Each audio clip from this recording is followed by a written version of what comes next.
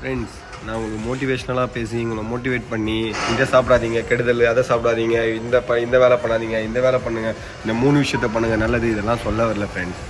நான் ஒன்றே ஒன்று தான் சொல்ல வரேன். இத்தனை வருஷமாக நீங்கள் ரீல்ஸ்லாம் பார்த்துட்ருக்கீங்களே, அதனால் உங்களுக்கு வந்த 1% யூஸ் சொல்கிறீங்களா? எந்த யூஸும் இல்லை.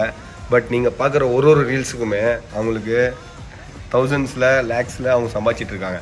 ஸோ நான் என்ன சொல்ல வரேன்னா, உங்களால் முடிஞ்சால் நீங்களும் ஒரு சேனல் ஸ்டார்ட் பண்ணி ரீல்ஸ் போட ஸ்டார்ட் பண்ணுங்கள். இல்லைனா ஜஸ்ட் ரீல்ஸை மட்டும் பார்த்துட்டு தட்டி விட்டுட்டு போயிட்டே இருங்க. அதில் போய்ட்டு கமெண்ட் பண்ணிவிட்டு உங்களுடைய டைமை வேஸ்ட் பண்ணிவிட்டு லைஃப்பை வேஸ்ட் பண்ணிக்காதீங்க ஃப்ரெண்ட்ஸ். ரீல்ஸ்ன்றது ஜஸ்ட் ஒரு நம்ம லைஃப்பில் இருக்கிற ஒரு டைம் பாஸ் தான். அதை சீரியஸாக எடுத்துக்காதீங்க. உங்களுடைய லைஃப் கோல் என்னவோ அதை பார்த்துட்டு அது சக்ஸஸ் ஆக பாருங்கள். ஓகேங்களா?